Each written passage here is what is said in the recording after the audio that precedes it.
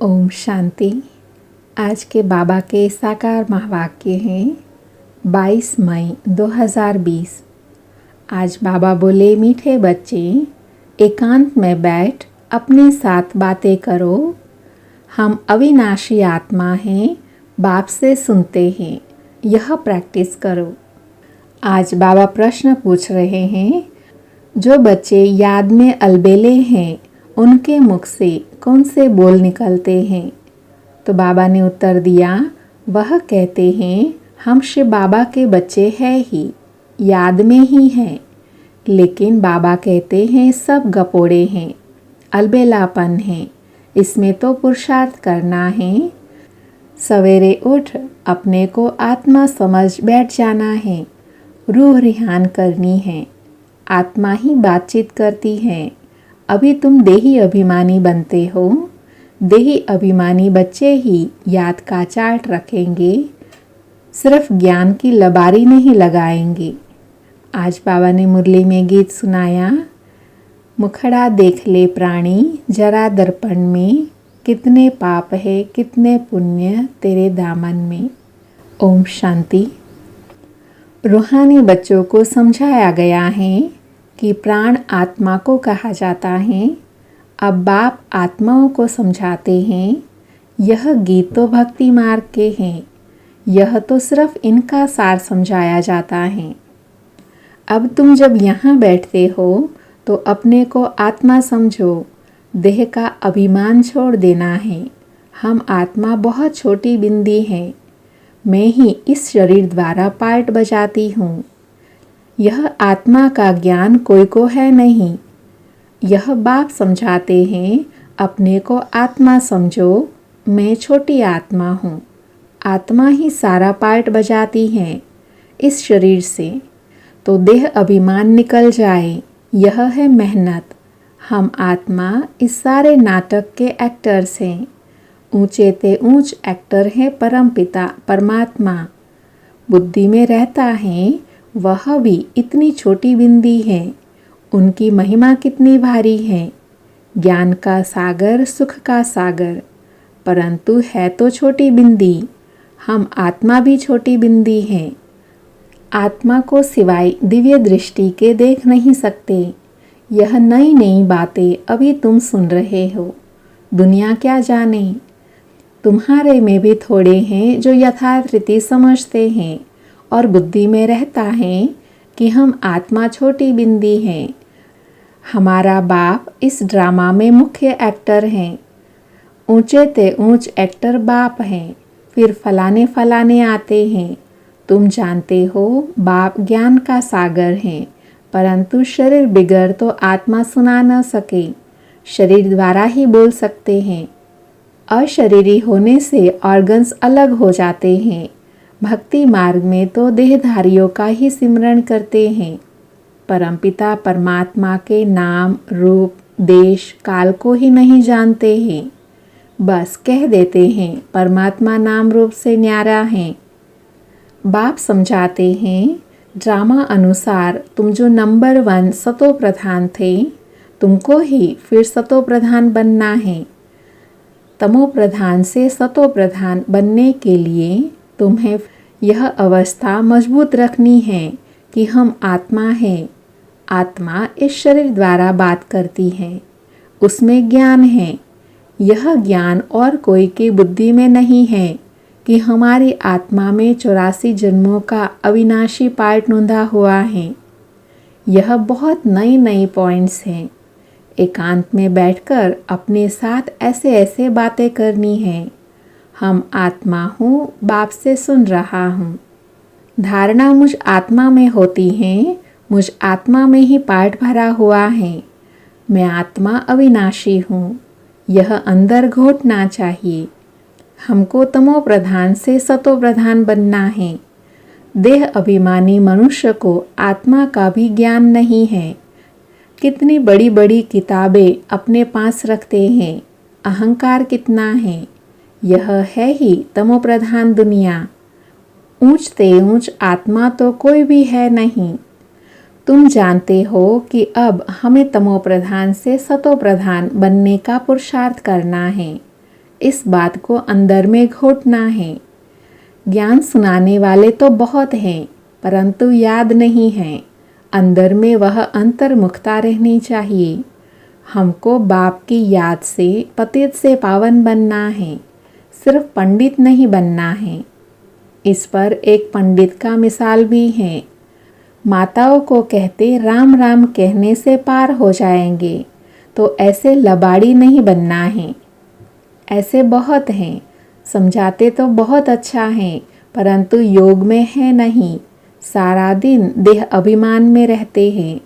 नहीं तो बाबा को चार्ट भेजना चाहिए।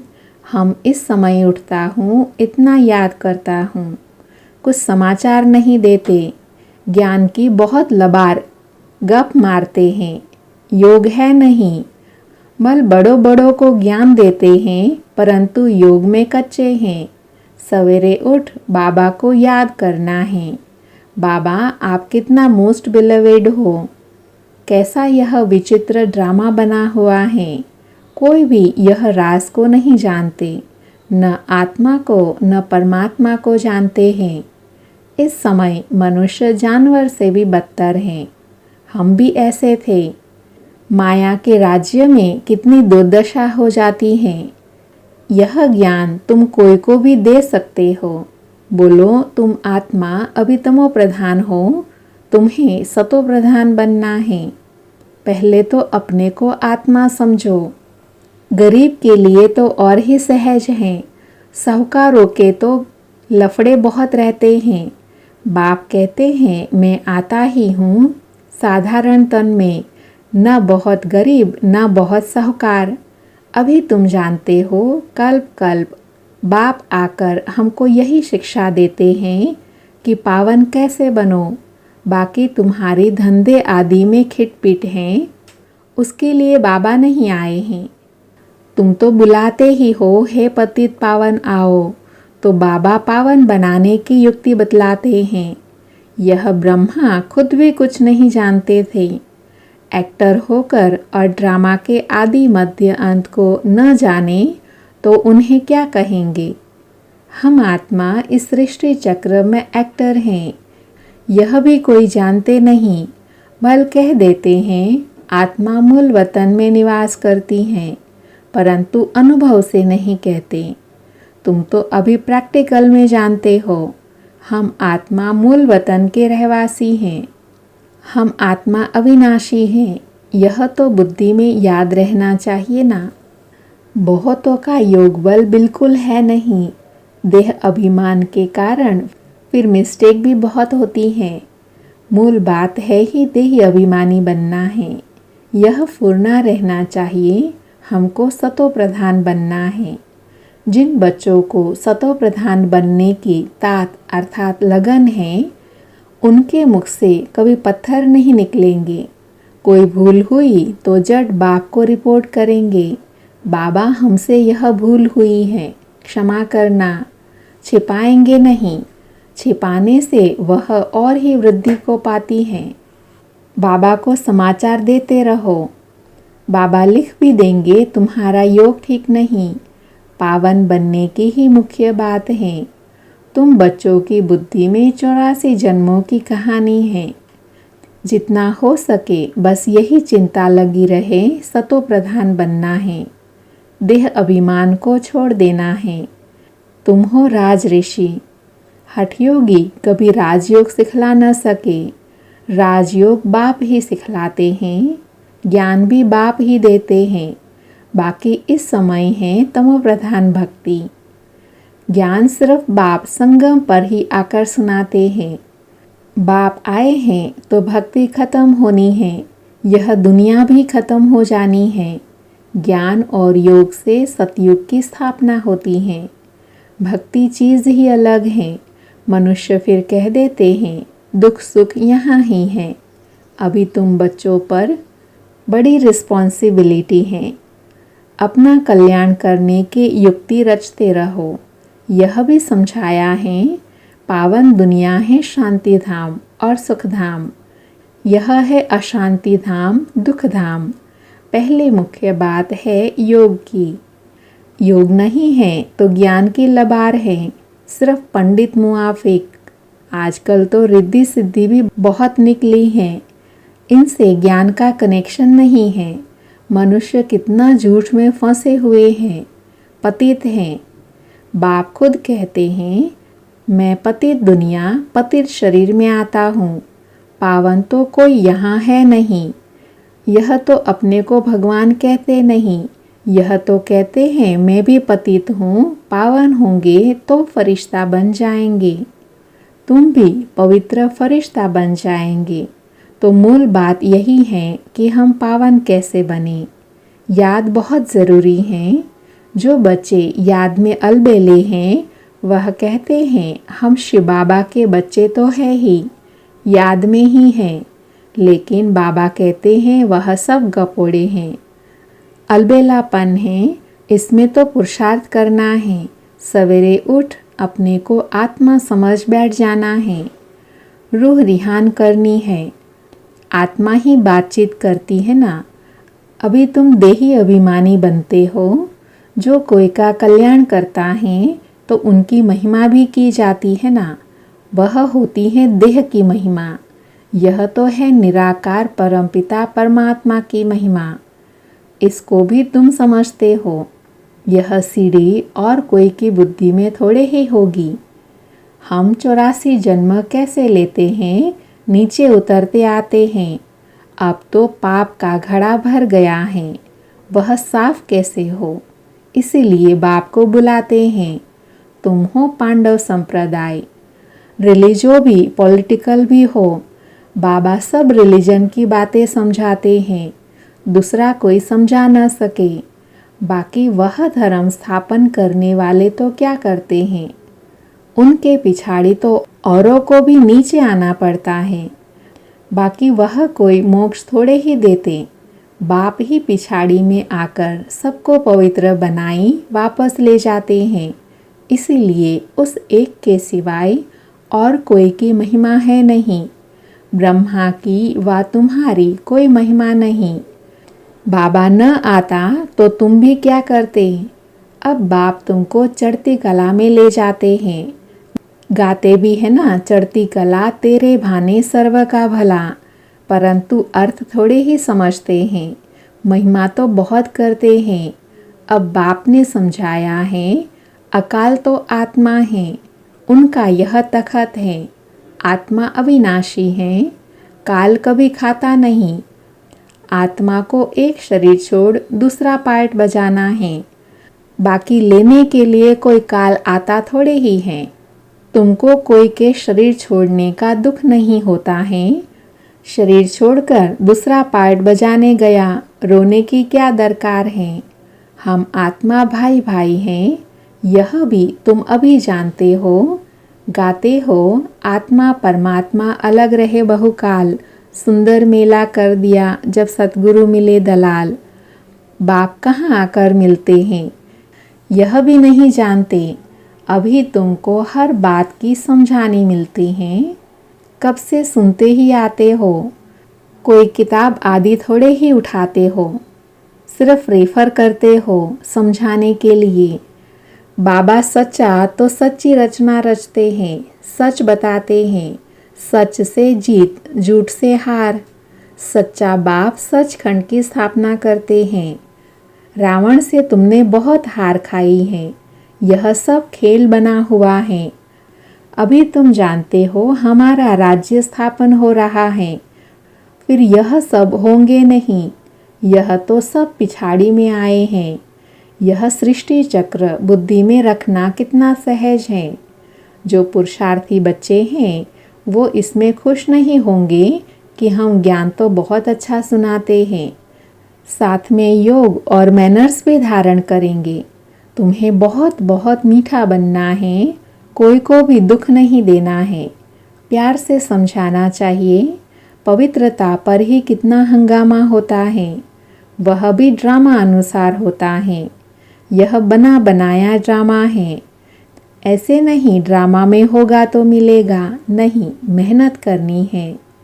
देवताओं मिसल देवी गुण धारण करने हैं, लून पानी नहीं बनना है। देखना चाहिए हम उल्टी चलन चलकर बाप की इज्जत तो नहीं गंवाते हैं। सतगुरु का निंदक ठहर न पाए। यह तो सत बाप हैं, सत टीचर हैं। आत्मा को सब स्मृति रहती है। बाप ज्ञान का सागर, सुख का सागर हैं। ज़रूर ज्ञान देकर गया हूँ तब तो गायन होता है। बाकी आत्मा में ज्ञान था क्या? आत्मा क्या, ड्रामा क्या है, कोई भी नहीं जानते। जानना तो मनुष्य को ही है ना। रुद्र यज्ञ रचते हैं तो आत्माओं की पूजा करते हैं। उनकी पूजा अच्छी व देवी शरीरों की पूजा अच्छी। यह शरीर तो 5 तत्वों का है। इसीलिए शिव बाबा की पूजा ही अव्यभिचारी पूजा है। अभी उस एक से ही सुनना है। इसीलिए कहा जाता है हियर नो इविल।